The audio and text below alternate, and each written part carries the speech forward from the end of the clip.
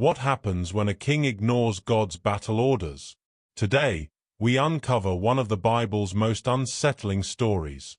Armor on, mouth shut, the battle clapback that echoed through a kingdom. 1 Kings 20 verse 11. The king of Israel sent back this answer: a warrior putting on his sword for battle should not boast like a warrior who has already won. Samaria is hemmed in.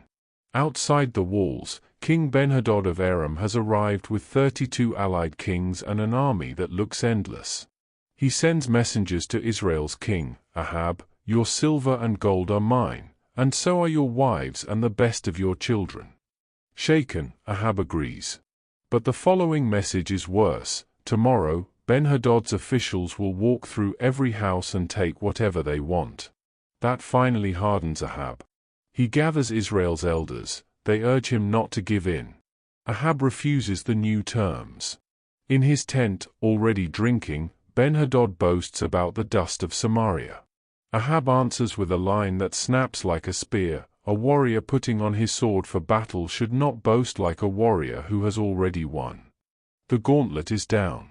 A prophet of the Lord God steps forward with a word Ahab didn't expect. God will hand the vast Aramean force over to Israel that very day, so Ahab will know who the Lord is.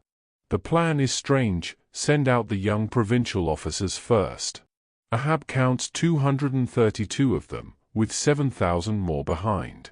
At noon, they move.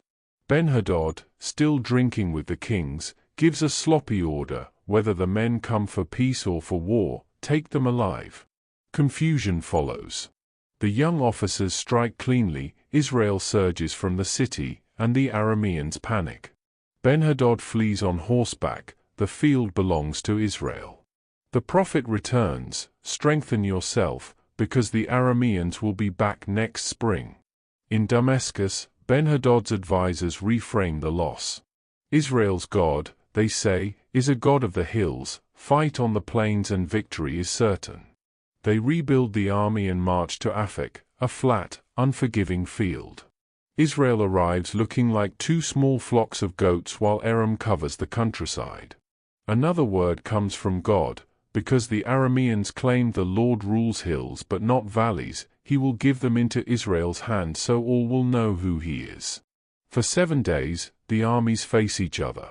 On the 7th day, they collide. Israel kills 100,000 Aramean foot soldiers in one day. The survivors run to Aphek, a city wall collapses, and 27,000 more die. Ben-Hadad hides from room to room. His servants gamble on Israel's reputation for mercy. Wearing sackcloth with ropes on their heads, they beg Ahab for Ben-Hadad's life. Ahab's reply surprises everyone: "Is he still alive? He is my brother." They bring Ben-Hadad to him. From Ahab's chariot, the two make a treaty: cities will be returned, Israel may set up markets in Damascus, and Ben-Hadad goes free. On the road home, a prophet disguised and wounded tells Ahab a parable about failing to guard a prisoner. Ahab judges the case, only for the prophet to reveal it's a mirror.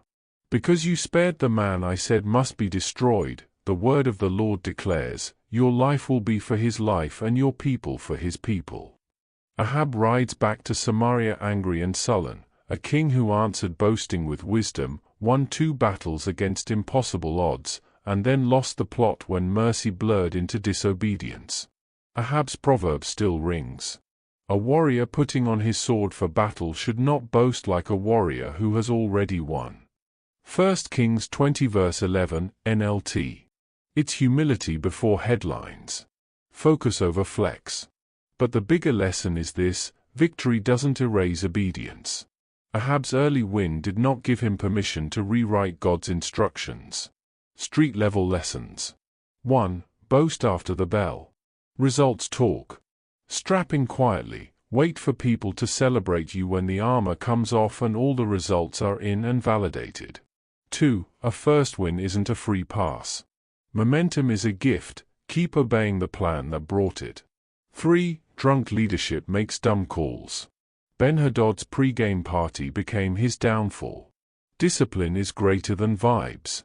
4. Small squads, clear orders, significant outcomes. 232 young officers moved first.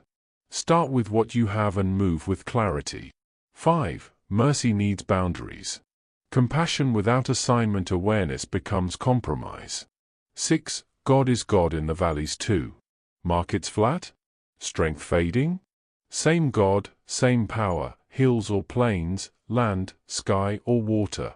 So when someone flexes with armor still on, remember Ahab's proverb, and remember the rest of the story.